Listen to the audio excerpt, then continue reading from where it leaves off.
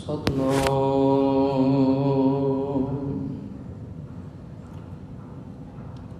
ਸ੍ਰੀ ਵਾਹਿਗੁਰੂ ਸਾਹਿਬ ਜੀ।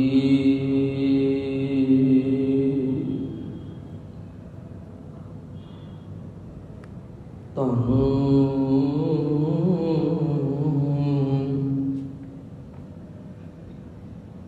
ਵਾਹਿਗੁਰੂ ਜੀ, ਸੇਵਕ ਸਿੱਖ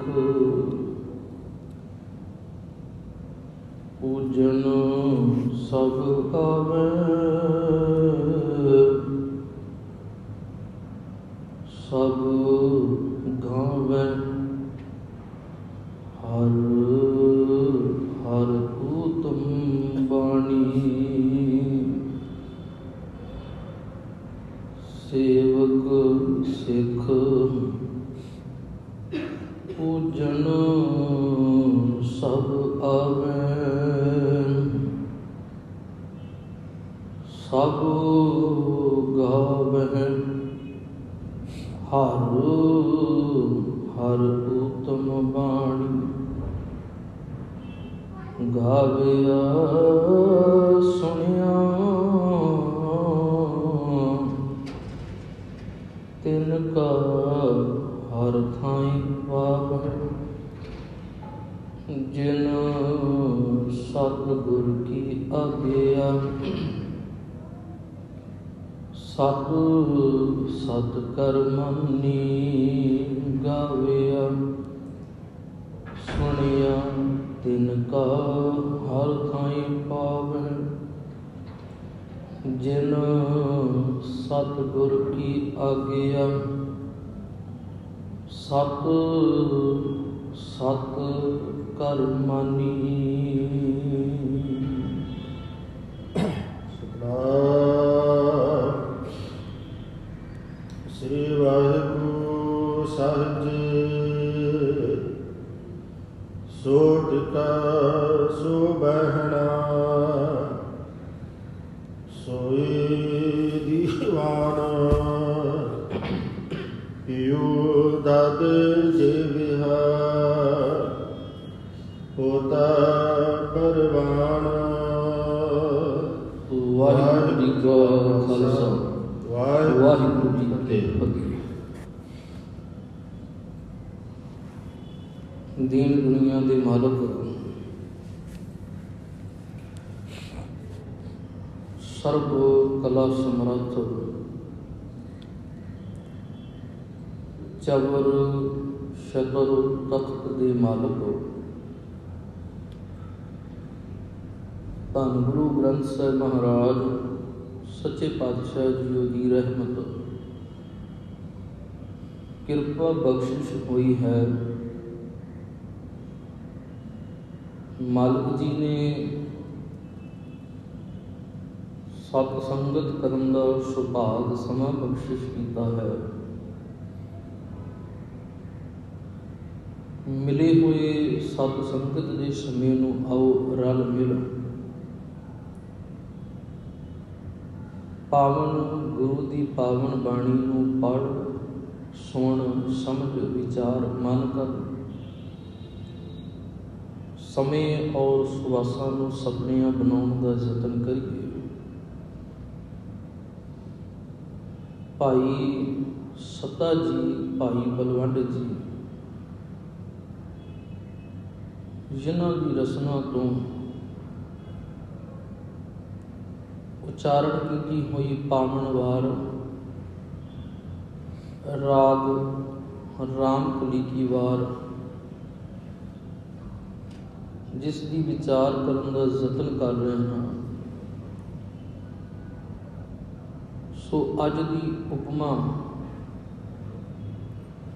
ਅੱਜ ਵਡਿਆਈ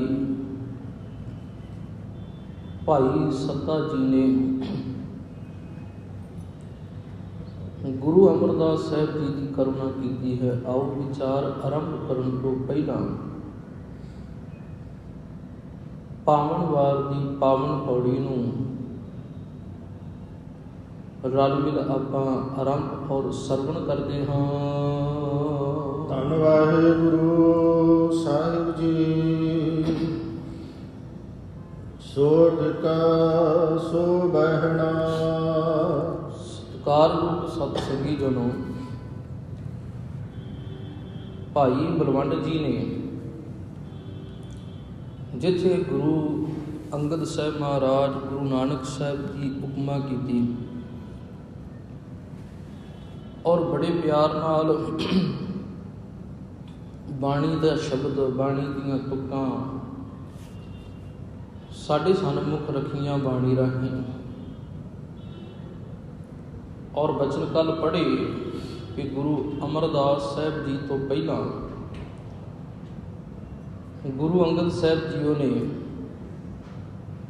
ਗੁਰੂ ਨਾਨਕ ਸਾਹਿਬ ਜੀ ਦੇ ਉੱਤਰਾਧਿਕਾਰੀ ਹੁੰਦਿਆਂ ਹੋਇਆਂ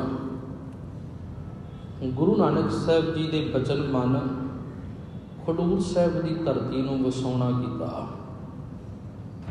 ਔਰ ਖਡੂਰ ਸਾਹਿਬ ਦੀ ਧਰਤੀ ਨੂੰ ਵਸਾਉਂਦਿਆਂ ਹੋਇਆਂ ਗੁਰੂ ਅੰਗਦ ਸਾਹਿਬ ਮਹਾਰਾਜ ਜੀ ਨੇ ਉੱਥੇ ਜੋ ਕੌਤਕ ਕੀਤੇ, ਕੌਤਕ ਦਾ ਅਰਥ ਜੋ ਗੁਣ ਵਰਤਾਏ, ਜੋ ਗੁਣ ਵੰਡੇ, ਸਰਵਣ ਕਰਨਾ ਕੀਤਾ ਤੇ ਆਖਿਆ ਭਾਈ ਬਲਵੰਡ ਜੀ ਨੇ ਫੇਰ ਵਸਾਇਆ, ਫੇਰ ਆਣ ਸਤਿਗੁਰੂ ਖਡੂਰ। ਇਹ ਗੁਰੂ ਅਮਰਦਾਸ ਸਾਹਿਬ ਜੀ ਤੁਹਾਡੇ ਤੋਂ ਪਹਿਲਾਂ ਗੁਰੂ ਅੰਗਦ ਸਾਹਿਬ ਜੀ ਨੇ ਹੁਕਮ ਪਾ ਖਡੂਰ ਸਾਹਿਬ ਨੂੰ ਵਸਾਉਣਾ ਕੀਤਾ ਤੇ ਅੱਜ ਭਾਈ ਸੱਤਾ ਜੀ ਬਚਨ ਕਰਦੇ ਨੇ, ਕਹਿੰਦੇ ਨੇ ਸੋ ਟਿੱਕਾ।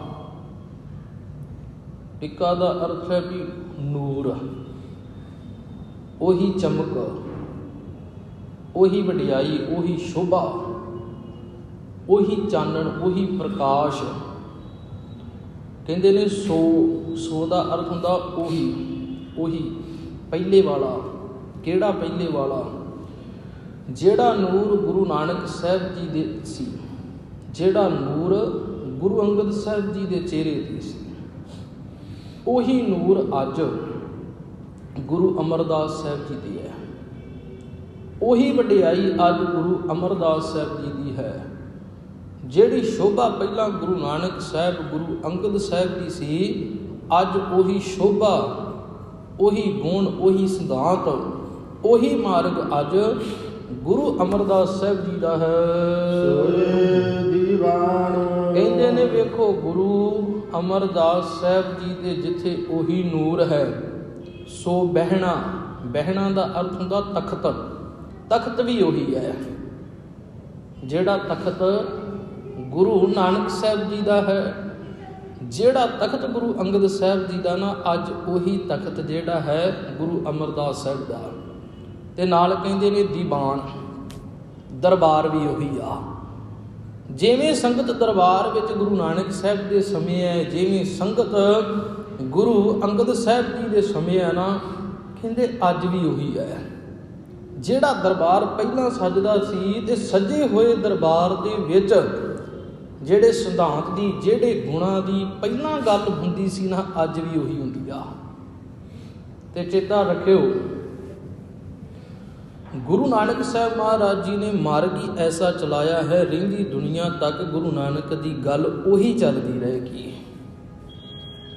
ਭਾਵੇਂ ਸਰੀਰਕ ਤੌਰ ਤੇ ਗੁਰੂ ਸਾਹਿਬ ਜੀ ਨੇ ਜਿਹੜਾ ਗੁਰਗੱਦੀ ਦਾ ਸਿਸਟਮ ਸੀ ਉਹ ਖਤਮ ਕਰ ਦਿੱਤਾ ਤੇ ਅਖੀਰ ਆਖਿਆ ਅੱਜ ਤੋਂ ਗੁਰੂ ਗ੍ਰੰਥ ਸਾਹਿਬ ਹੀ ਗੁਰੂ ਹੈ। ਸਿੱਖੋ, ਅੱਜ ਤੋਂ ਗੁਰੂ ਗ੍ਰੰਥ ਸਾਹਿਬ ਹੈ। ਜਿਹੜੀ ਗ੍ਰੰਥ ਦੀ ਗੱਲ, ਜਿਹੜੀ ਬਾਣੀ ਦੀ ਗੱਲ ਗੁਰੂ ਨਾਨਕ ਸਾਹਿਬ ਨੇ ਕੀਤੀ ਆ ਨਾ, ਉਹੀ ਬਾਣੀ ਦੀ ਗੱਲ ਗੁਰੂ ਗ੍ਰੰਥ ਸਾਹਿਬ ਜੀ ਕਰਨਗੇ। ਸਭ ਸਿੱਖਣ ਕੋ ਹੁਕਮ ਹੈ, ਗੁਰੂ ਮਾਨਿਓ ਗ੍ਰੰਥ। ਜਾਂ ਬਾਣੀ ਵਿੱਚੋਂ ਪੜ੍ਹੀਏ ਤੇ ਆਉਂਦੇ ਨੇ ਵਚਨ, ਬਾਣੀ ਗੁਰੂ ਹੈ ਬਾਣੀ, ਵਿੱਚ ਬਾਣੀ ਅੰਮ੍ਰਿਤ ਸਾਰੇ, ਗੁਰਬਾਣੀ ਕਹੈ ਸੇਵਕ ਜਨ ਮਾਨੈ, ਪ੍ਰਤੱਖ ਗੁਰੂ ਨਿਸਤਾਰੇ।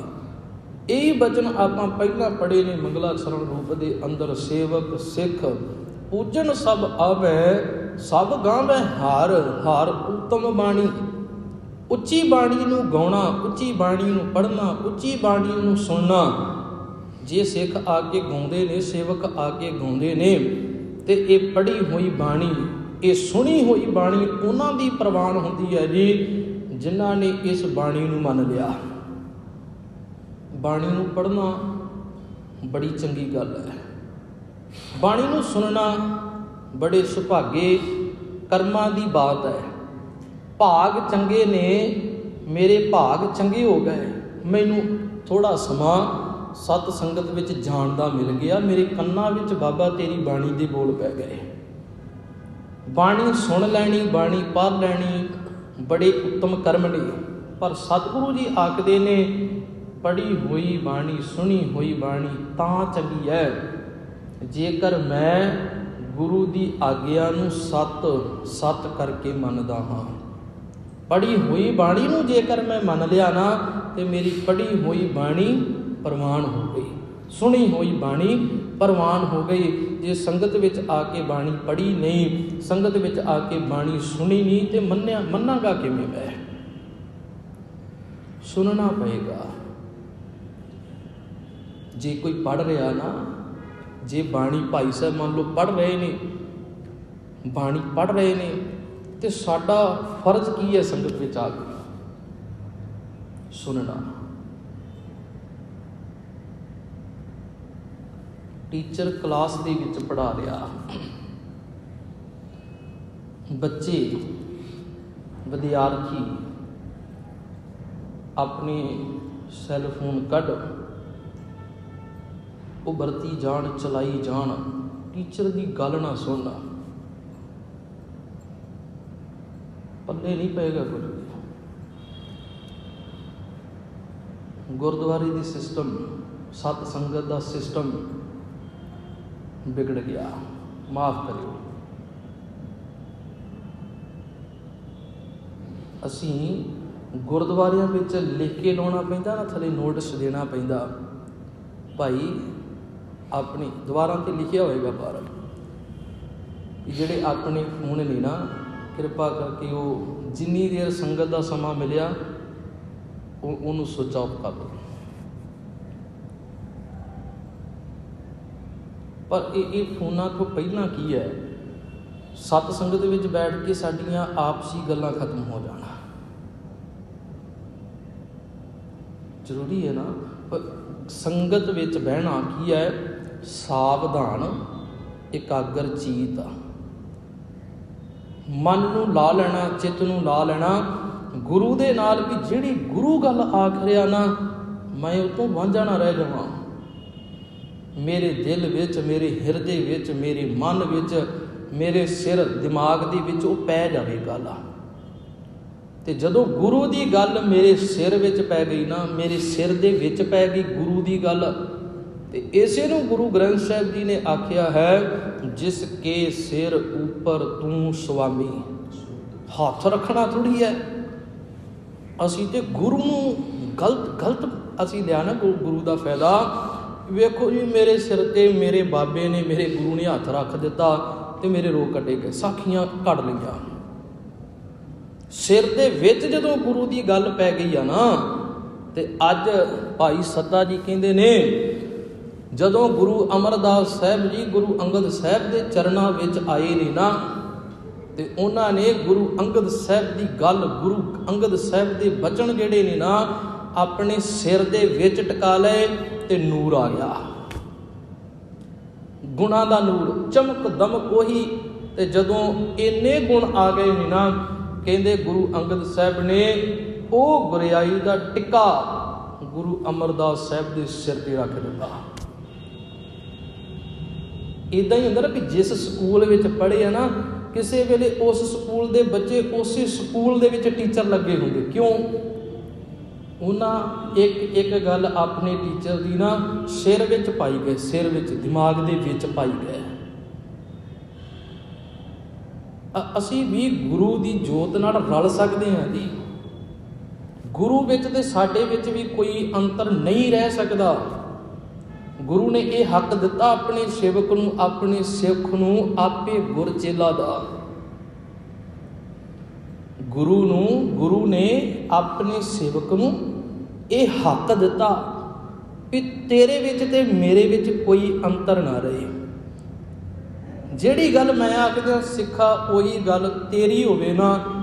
ਤੇ ਇੱਕ ਗੱਲ ਗੁਰੂ ਗ੍ਰੰਥ ਸਾਹਿਬ ਦੀ ਬਾਣੀ ਨੇ ਆਖੀ, ਫਿਰ ਕਹਿਣ ਲੱਗੇ ਸਿੱਖ ਗੁਰੂ, ਸਿੱਖ ਕੀਆ ਗੁਰੂ, ਸਿੱਖ ਗੁਰੂ, ਗੁਰੂ ਸਿੱਖ ਏਕੋ ਗੁਰ ਉਪਦੇਸ਼ ਚਲਾਇਆ। ਕੋਈ ਨਹੀਂ ਸੰਸਾਰ ਦੇ ਵਿੱਚ ਜਿਹੜਾ ਇਹ ਗੱਲ ਆਖੇ ਵੀ ਜਿਹੜਾ ਸਿੱਖ ਆ ਉਹ ਗੁਰੂ ਹੋਵੇ।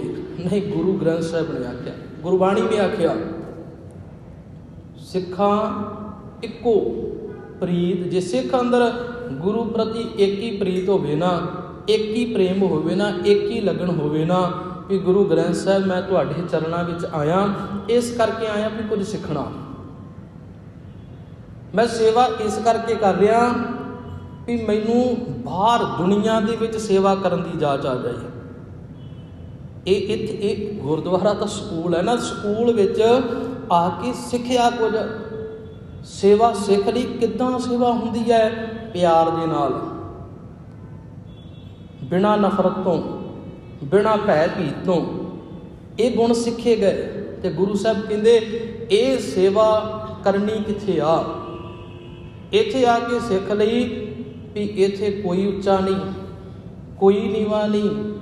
ਜਿਹੜਾ ਗੁਆਂਢੀ ਮੇਰਾ ਦੁਸ਼ਮਣ ਹੈ ਨਾ, ਜਦੋਂ ਉਹ ਗੁਰਦੁਆਰੇ ਆ ਕੇ ਸੰਗਤ ਵਿੱਚ ਬੈਠ ਗਿਆ ਨਾ, ਪੰਗਤ ਵਿੱਚ ਬੈਠ ਗਿਆ, ਉਹ ਮੇਰਾ ਦੁਸ਼ਮਣ ਨਹੀਂ ਆ। ਨਾ ਕੋ ਮੇਰਾ ਦੁਸ਼ਮਣ ਰਹਿਆ, ਨਾ ਹਮ ਕਿਸਕੇ ਬਹਿਰਾਈ। ਗੁਰਦੁਆਰਾ ਸਿਖਾਉਂਦਾ ਹੈ। ਪਰ ਗੁਰਦੁਆਰੇ ਨੂੰ, ਗੁਰੂ ਦੇ ਘਰ ਨੂੰ ਗਲਤ ਵਰਤਿਆ ਗਿਆ। ਰਾਜਨੀਤਿਕਾਂ ਦੇ ਹੱਥ ਆ ਗਿਆ, ਜਿੱਦਾਂ ਚਾਹਿਆ ਉੱਦਾਂ ਗੁਰਦੁਆਰੇ ਨੂੰ ਵਰਤਿਆ। ਗੁਰਦੁਆਰੇ ਵਿੱਚ ਲੰਗਰ ਦੀਆਂ ਪੰਗਤਾਂ ਅਸੀਂ ਉਸ ਸਿਧਾਂਤ ਦੀਆਂ ਤਹਿਸ ਨਹਿਸ ਕਰਕੇ ਰੱਖ ਦਿੱਤਾ ਵੀ ਗੁਰਦੁਆਰੇ ਨੂੰ ਵੀ ਇੱਕ ਪੈਲਸ ਦੇ ਤੌਰ 'ਤੇ, ਇੱਕ ਹਾਲ ਦੇ ਤੌਰ 'ਤੇ ਵਰਤਿਆ ਗਿਆ। ਖੁੱਲ੍ਹੀਆਂ ਇਮਾਰਤਾਂ ਬਣਾ ਲਈਆਂ ਤੇ ਕਹਿ ਦਿੱਤਾ ਕੋਈ ਗੱਲ ਨਹੀਂ, ਤੁਸੀਂ ਪੰਗਤ ਨੂੰ ਹਟਾ ਕੇ ਸਮੇਂ, ਕਹਿੰਦੇ ਸਮੇਂ ਦੇ ਹਿਸਾਬ ਨਾਲ ਢਲ ਜਾਣਾ ਚਾਹੀਦਾ। ਪਰ ਜਿਹੜਾ ਗੁਰੂ ਨੇ ਢਾਲਿਆ ਉਹ ਸਿਧਾਂਤ ਕਿੱਥੇ ਖੜੋਗੇ? ਜਿਹੜਾ ਫਲਸਫਾ, ਜਿਹੜਾ ਸਿਧਾਂਤ ਗੁਰੂ ਨਾਨਕ ਸਾਹਿਬ ਨੇ ਦਿੱਤਾ, ਜਿਹੜਾ ਮਾਰਗ ਕਿਤੇ ਗੋਇੰਦਵਾਲ ਸਾਹਿਬ ਦੀ ਧਰਤੀ ਦੇ ਨਾ, ਗੁਰੂ ਅਮਰਦਾਸ ਸਾਹਿਬ ਜੀ ਦੇ ਚਰਨਾਂ ਦੇ ਵਿੱਚ ਦੁਨੀਆ ਦਾ ਬਾਦਸ਼ਾਹ ਅਕਬਰ ਆਉਂਦਾ ਤੇ ਬਾਬਾ ਇਹ ਨਹੀਂ ਆਖਦਾ ਮੈਂ ਬਾਦਸ਼ਾਹ ਦੇ ਅਨੁਸਾਰ ਢਲਣਾ। ਗੁਰੂ ਅਮਰਦਾਸ ਸਾਹਿਬ ਇਹ ਨਹੀਂ ਕਹਿੰਦੇ ਵੀ ਤੂੰ ਬਾਦਸ਼ਾਹ ਤੇ ਤੇਰੀ ਗੱਲ ਮੰਨੀ ਜਾਏਗੀ। ਨਾ ਨਾ, ਇੱਥੇ ਕਿਹਦੀ ਗੱਲ ਮੰਨੀ ਜਾਣੀ ਹੈ?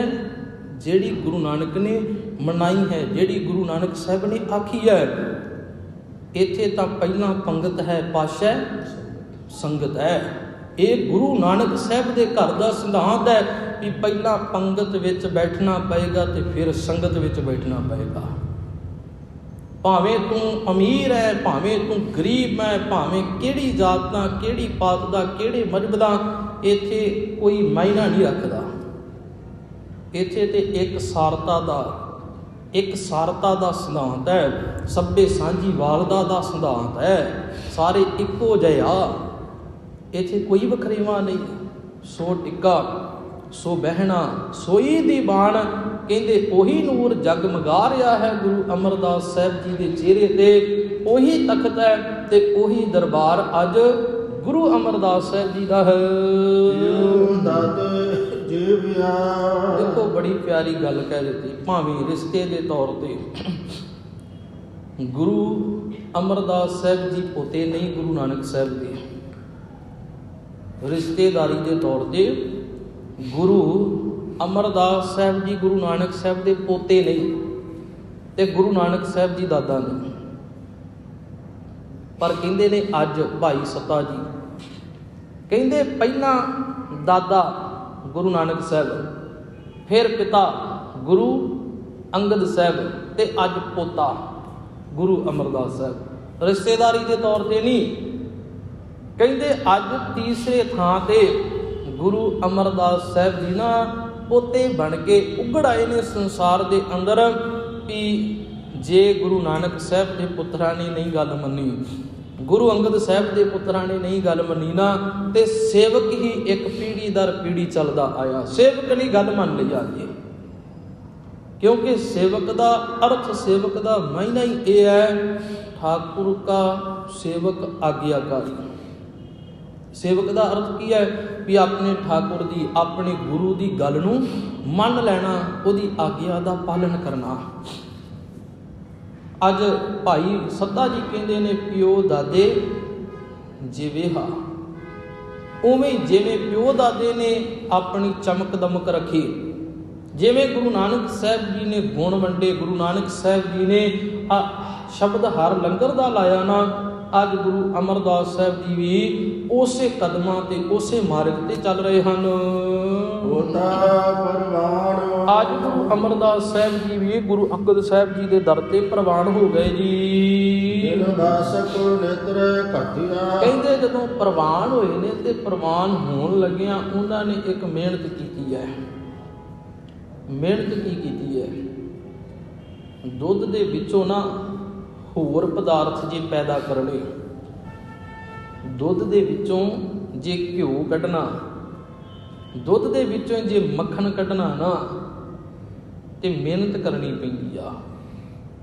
दुध नूं जाग लाई, टका दिता एक जगह ते, सवेरे उठे चाटी विच दुध जिहड़ी च पाया सी नहीं जम्मिया, उहदे च मधानी पाई।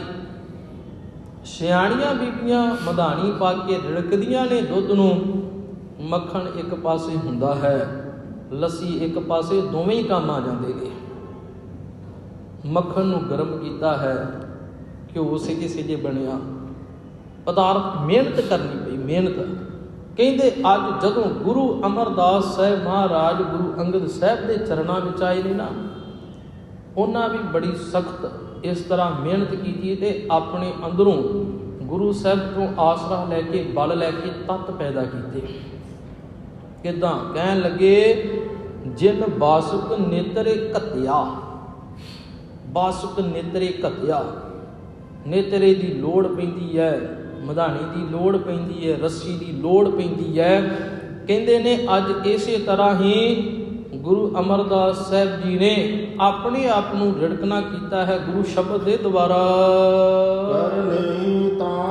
कहते ताण का अर्थ है बल।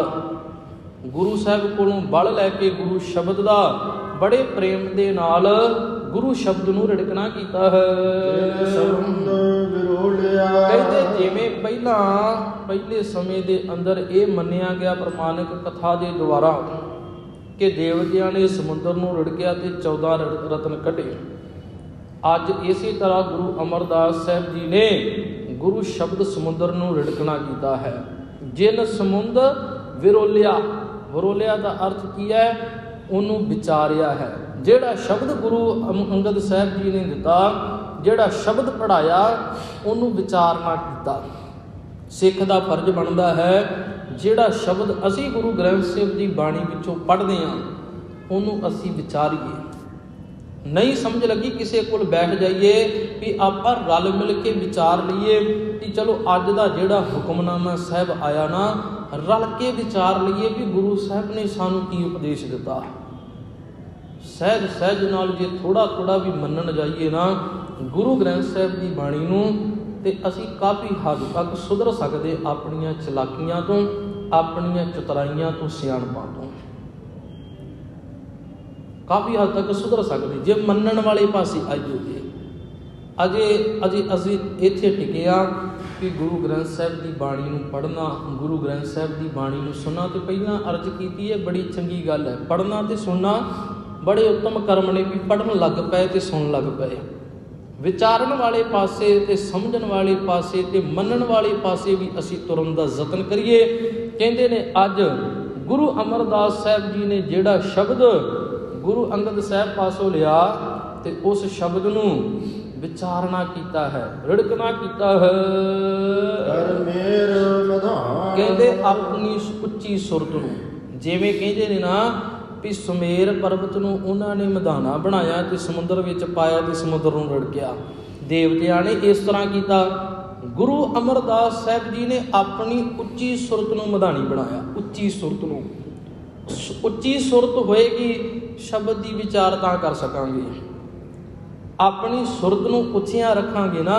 ਜਿਹੜੀ ਉੱਚੀ ਸੁਰਤ ਦੀ ਬਾਤ ਗੁਰੂ ਸਾਹਿਬ ਜੀ ਨੇ ਬਾਣੀ ਵਿੱਚ ਕੀਤੀ ਹੈ ਵੀ ਸਿੱਖਾ, ਜਿਵੇਂ ਗੁਰੂ ਦੇ ਲੰਮੀ ਨਜ਼ਰ ਨਿਹਾਲੀਏ ਨਾ, ਇੱਦਾਂ ਦੂਰ ਤੱਕ ਤੇਰੀ ਵੀ ਸੋਚ ਹੋਵੇ, ਦੂਰ ਤੱਕ ਤੇਰੀ ਸੋਚ ਹੋਵੇ।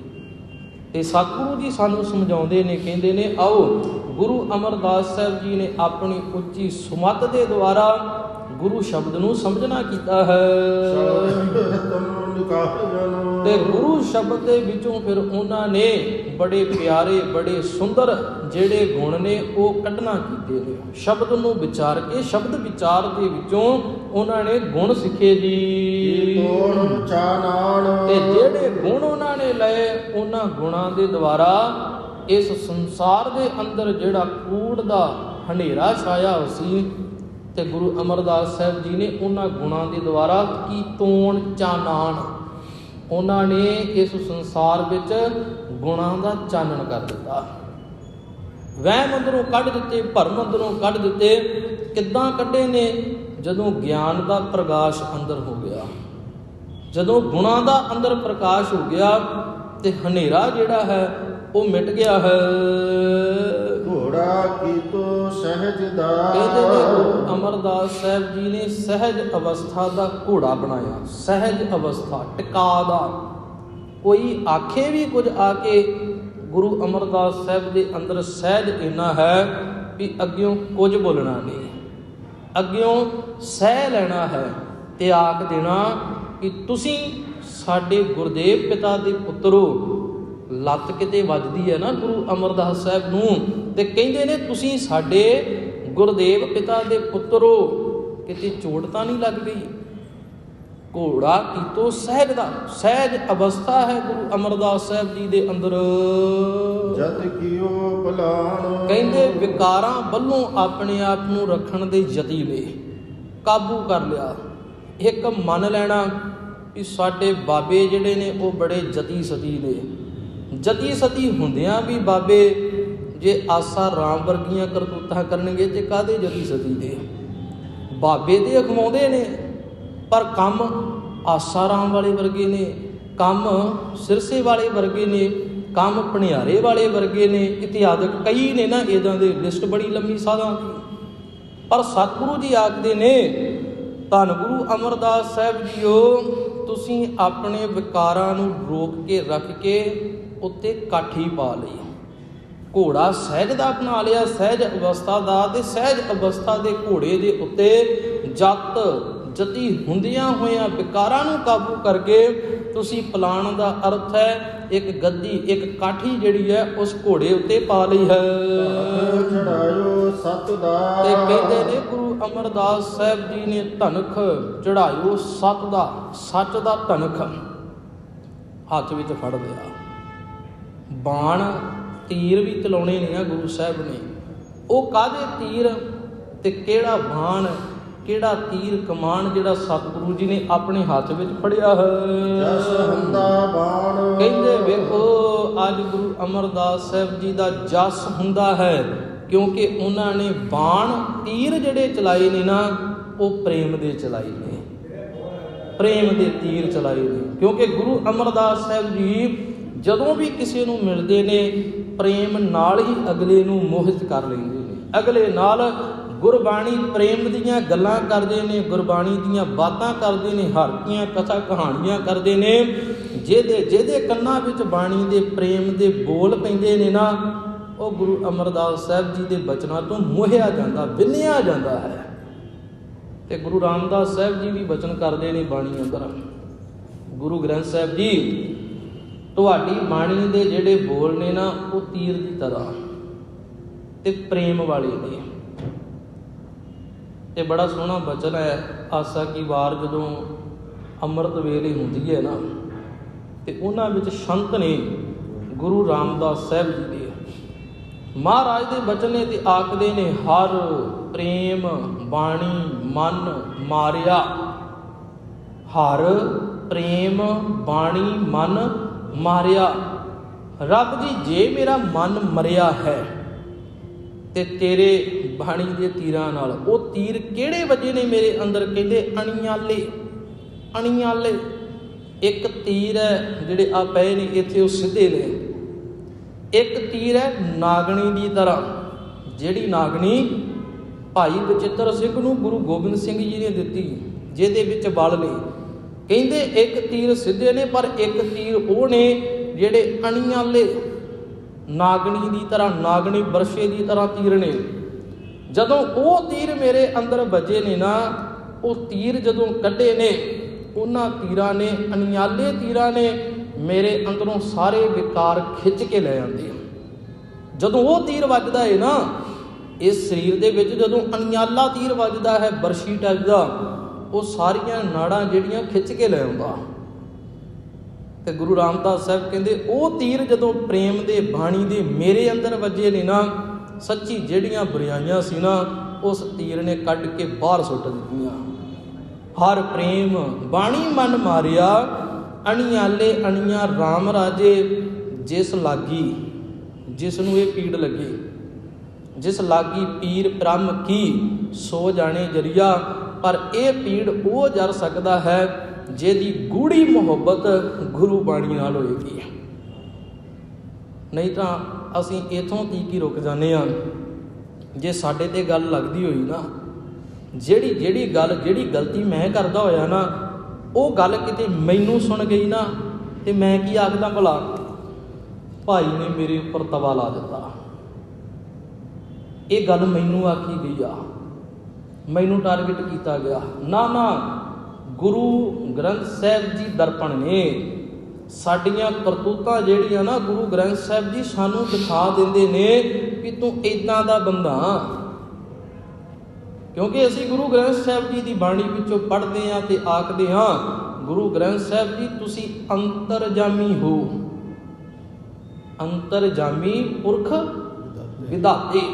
ਗੁਰੂ ਗ੍ਰੰਥ ਸਾਹਿਬ ਜੀ ਤੁਸੀਂ ਘਟ ਘਟ ਕੇ ਅੰਤਰ ਕੀ ਜਾਣਤ, ਤੁਸੀਂ ਸਾਡੇ ਅੰਦਰਲੀ ਹਰੇਕ ਗੱਲ ਨੂੰ ਜਾਣਦੇ ਹੋ। ਤੇ ਜਿਹੜਾ ਗੁਰੂ ਸਾਡੇ ਗੱਲ ਨੂੰ ਜਾਣਦਾ, ਉਹ ਤਾਂ ਦਿਖਾਏਗਾ ਨਾ ਕਿ ਤੂੰ ਇੱਦਾਂ ਦਾ, ਦੱਸੇਗਾ ਨਾ ਗੁਰੂ ਕਿ ਤੂੰ ਇੱਦਾਂ ਦਾ ਬੰਦਾ। ਉਹ ਗੁਰੂ ਆਖੇਗਾ ਨਾ ਕਿ ਤੂੰ ਬੰਦਾ ਬਣ, ਆਪਣੇ ਅੰਦਰੋਂ ਇਨਸਾਨੀਅਤ ਦੇ ਜਿਹੜੇ ਫਰਜ਼ ਨੇ ਨਾ, ਉਹ ਦੇਖ ਕਿਹੜੇ ਨੇ ਤੇਰੇ, ਉਹ ਨਿਭਾ। ਆਪਣੀ ਜੀਵਨ ਦੇ ਜਿਹੜੇ ਕਰਮ ਨੇ ਨਾ, ਤੂੰ ਉਹਨਾਂ ਵੱਲ ਧਿਆਨ ਦੇ, ਉਹ ਨਿਭਾਉਣਾ ਕਰ। ਗੁਰੂ ਅਮਰਦਾਸ ਸਾਹਿਬ ਜੀ ਨੇ ਵੀ ਕਹਿੰਦੇ ਨੇ, ਪ੍ਰੇਮ ਦੇ ਬਾਣੀ ਦੇ ਬਚਨ ਜਿਹੜੇ ਨੇ, ਉਹ ਤੀਰ ਇੱਦਾਂ ਜਿਹਨੂੰ ਵੀ ਮਾਰੇ ਨੇ, ਜਿਹਨੂੰ ਵੀ ਬਾਣੀ ਸੁਣਾਈਏ ਨਾ, ਉਹੀ ਸਿੱਖ ਗੁਰੂ ਸਾਹਿਬ ਦੇ ਚਰਨਾਂ ਦਾ ਭੋਰਾ ਹੋ ਗਿਆ ਹੈ। ਕਹਿੰਦੇ ਇਸ ਕਲ ਦੇ ਅੰਦਰ, ਇਸ ਸੰਸਾਰ ਦੇ ਅੰਦਰ ਵਿਕਾਰਾਂ ਦਾ ਬੜਾ ਗੂੜਾ ਹਨੇਰਾ ਛਾਇਆ ਹੋਇਆ ਸੀ। ਕਹਿੰਦੇ ਜਦੋਂ ਸਾਹ ਚੜਿਆ ਰਹਿ ਭਾਣ, ਜਦੋਂ ਗੁਰੂ ਅਮਰਦਾਸ ਸਾਹਿਬ ਜੀ ਨੇ ਗਿਆਨ ਦਾ ਸੂਰਜ ਚਾੜਿਆ ਨਾ, ਗਿਆਨ ਦਾ ਸੂਰਜ, ਗੁਰਬਾਣੀ ਦਾ ਸੂਰਜ ਜਦੋਂ ਚੜਿਆ ਹੈ, ਕਹਿੰਦੇ ਉਸ ਸਮੇਂ ਸਾਰਾ ਹੀ ਵਿਕਾਰਾਂ ਦਾ ਹਨੇਰਾ ਜਿਹੜਾ ਹੈ ਉਹ ਦੂਰ ਹੋ ਗਿਆ। ਭਾਈ ਗੁਰਦਾਸ ਸਾਹਿਬ ਜੀ ਵੀ ਆਖਦੇ ਨੇ, ਧੰਨ ਗੁਰੂ ਨਾਨਕ ਸਾਹਿਬ ਜੀ ਤੁਹਾਡੇ ਆਉਣ ਤੋਂ ਪਹਿਲਾਂ ਬੜਾ ਬੁਰਾਈਆਂ ਦਾ ਗੂੜਾ ਹਨੇਰਾ, ਪਰ ਜਦੋਂ ਸਤਿਗੁਰ ਨਾਨਕ ਪ੍ਰਗਟਿਆ, ਮਿੱਟੀ, ਆਪਾਂ ਮਿੱਟੀ ਪੜ੍ਹਦੇ ਨਹੀਂ, ਮਿੱਟੀ ਮਿਟ ਗਈ, ਮਿੱਟੀ ਧੁੰਦ ਜਗ ਚਾਨਣ ਹੋਆ। ਸਾਰੀ ਵਿਕਾਰਾਂ ਦੀ ਧੁੰਦ ਜਿਹੜੀ ਹੈ ਉਹ ਮਿਟ ਗਈ, ਕਿਉਂਕਿ ਹੁਣ ਗੁਰੂ ਨਾਨਕ ਸਾਹਿਬ ਦਾ ਪ੍ਰਕਾਸ਼ ਹੋ ਗਿਆ, ਚਾਨਣ ਹੋ ਗਿਆ। ਤੇ ਇੱਥੇ ਭਾਈ ਸੱਤਾ ਜੀ ਵੀ ਆਖਦੇ ਨੇ, ਗੁਰੂ ਅਮਰਦਾਸ ਸਾਹਿਬ ਜੀ ਜਦੋਂ ਗੁਰਤਾ ਗੱਦੀ ਤੇ ਬੈਠੇ ਨੇ ਨਾ, ਜਦੋਂ ਇਹ ਗੁਰਗੱਦੀ ਜਿਹੜੀ ਹੈ ਗੁਰੂ ਅਮਰਦਾਸ ਸਾਹਿਬ ਕੋਲ ਆਈ ਹੈ ਨਾ, ਤੇ ਗੁਰੂ ਅਮਰਦਾਸ ਸਾਹਿਬ ਜੀ ਨੇ ਵੀ ਉਹੀ ਗਿਆਨ ਦੇ ਦੁਆਰਾ ਜਿਹੜੀ ਮੱਤ ਗੁਰੂ ਅੰਗਦ ਸਾਹਿਬ ਦੀ, ਜਿਹੜੀ ਮੱਤ ਗੁਰੂ ਨਾਨਕ ਸਾਹਿਬ ਦੀ ਹੈ ਨਾ, ਉਸੇ ਮੱਤ ਦੇ ਦੁਆਰਾ ਇਸ ਸੂਰਜ ਦੇ ਚਾਨਣ ਨੂੰ ਮੱਧਮ ਨਹੀਂ ਪੈਣ ਦਿੱਤਾ। ਇੱਦਾਂ ਹੀ ਚਾਨਣ ਚੜਾ ਕੇ ਰੱਖਿਆ ਕਿ ਲੋਕਾਂ ਦੇ ਅੰਦਰ ਬੁਰਾਈ ਨਾ ਆ ਸਕੇ, ਵਿਕਾਰ ਨਾ ਟਿਕ ਸਕਣ। ਇਹਨਾਂ ਨੂੰ ਸਮਝਾਉਂਦੇ ਰਹੀਏ, ਸੱਟ ਮਾਰਦੇ ਰਹੀਏ, ਅੰਦਰੋਂ ਜਗਾਉਂਦੇ ਰਹੀਏ, ਕਿਉਂਕਿ ਅੰਦਰੋਂ ਜਾਗਦੇ ਰਹਿਣ ਤੇ ਆਪਣੇ ਆਪਣੇ ਫਰਜ਼ ਉਹ ਪਛਾਣ ਸਕਦੇ ਨੇ। ਸੱਚੀ ਗੁਰੂ ਸਾਹਿਬ ਨੇ ਇੰਨਾ ਕੁ ਜਗਾਇਆ ਨਾ, ਇੰਨਾ ਕੁ ਜਗਾਇਆ, ਜੇ ਜਗਾਇਆ ਨਾ ਹੁੰਦਾ ਨਾ ਸੱਚਮੁੱਚ ਸਾਡੀ ਵੀ ਉਹੀ ਹਾਲਤ ਹੋਣੀ ਸੀ ਜਿਹੜੀ ਪਹਿਲਾਂ ਬਾਬਰ ਦੇ ਸਮੇਂ। ਲੋਕ ਪੜ੍ਹੇ ਲਿਖੇ ਨਹੀਂ, ਕਿਉਂਕਿ ਜਦੋਂ ਪੜ੍ਹੇ ਲਿਖੇ ਲੋਕ ਸਿਰ ਤੇ ਬਹਿ ਜਾਣ ਨਾ ਤੇ ਉਦੋਂ ਕੀ ਹੁੰਦਾ, ਉਲਟੀ ਵਾੜ ਖੇਤ ਕੋ ਖਾਈ। ਪ੍ਰਜਾ ਅੰਧੀ ਗਿਆਨ ਬਿਨ, ਪ੍ਰਜਾ ਗਿਆਨ ਤੋਂ ਬਿਨਾਂ ਅੰਨੀ ਹੈ, ਗਿਆਨ ਨਹੀਂ ਤੇ ਪ੍ਰਜਾ ਅੰਨੀ ਹੈ। ਤੇ ਰਾਜੇ ਪਾਪ ਕਮਾਉਂਦੇ, ਰਾਜੇ ਪਾਪ ਕਮਾਉਣਗੇ। ਜਦੋਂ ਅੱਜ ਦੀ ਡੇਟ ਵਿੱਚ ਰਾਜੇ ਪਾਪ ਕਮਾਉਂਦੇ ਨੇ ਨਾ, ਪ੍ਰਜਾ ਗਿਆਨ ਵਾਲੀ ਹੈ, ਦਿੱਲੀ ਵਿੱਚ ਇਕੱਠ ਕਰ ਲੈਂਦੀ ਹੈ। ਗਿਆਨ ਹੈ ਨਾ। ਅਗਲੇ ਕਹਿੰਦੇ ਨੇ ਵੀ ਤੁਸੀਂ ਇਹ ਜਿਹੜੇ ਕਾਲੇ ਕਾਨੂੰਨ ਪੈਦਾ ਕੀਤੇ ਨੇ ਨਾ, ਇਹ ਸੱਚ ਕਰਕੇ ਦਿਖਾਓ। ਪੜ੍ਹੇ ਲਿਖੇ ਬਜ਼ੁਰਗ ਕਿਸਾਨ ਆਗੂ ਅੱਗੇ ਹੁੰਦੇ ਨੇ, ਕਹਿੰਦੇ ਅਸੀਂ ਕਰਕੇ ਦਿਖਾਉਣੇ ਵੀ ਇਹ ਗਲਤ ਨੇ। ਦਲੀਲਾਂ ਦਿੰਦੇ ਨੇ, ਦਲੀਲਾਂ ਦਿੰਦੇ ਨੇ। ਅਗਲੇ ਮੰਨਦੇ ਨੇ, ਸੁਪਰੀਮ ਕੋਰਟ ਤੱਕ ਮੰਨਦੇ ਨੇ ਵੀ ਇਹ ਕਾਨੂੰਨ ਜਿਹੜੇ ਨੇ ਇਹਨਾਂ ਦੇ ਵਾਸਤੇ ਭਲੇ ਲਈ ਨਹੀਂ ਆ। ਪੜ੍ਹੇ ਲਿਖੇ ਨੇ ਤੇ ਇਹ ਚੇਤਨਤਾ ਦੀ ਜਿਹੜੀ ਅੱਗ ਹੈ, ਇਹ ਚੇਤਨਤਾ ਦੀ ਜਿਹੜੀ ਚਵੰਤੀ ਹੈ, ਇਹ ਚੇਤਨਤਾ ਦੀ ਜਿਹੜੀ ਜੋਤ ਹੈ ਨਾ, ਗੁਰੂ ਨਾਨਕ ਸਾਹਿਬ ਨੇ ਜਗਾਈ। ਇਹ ਸਾਨੂੰ ਭੁੱਲਣਾ ਨਹੀਂ ਚਾਹੀਦਾ, ਕਿਉਂਕਿ ਇਸ ਗੱਲ ਦੀ ਗਵਾਹੀ ਜਿਹੜੀ ਹੈ ਨਾ ਭਾਈ ਗੁਰਦਾਸ ਸਾਹਿਬ ਦਿੰਦੇ ਨੇ ਵੀ ਪ੍ਰਜਾ ਅੰਧੀ ਗਿਆਨ ਬਿਨ।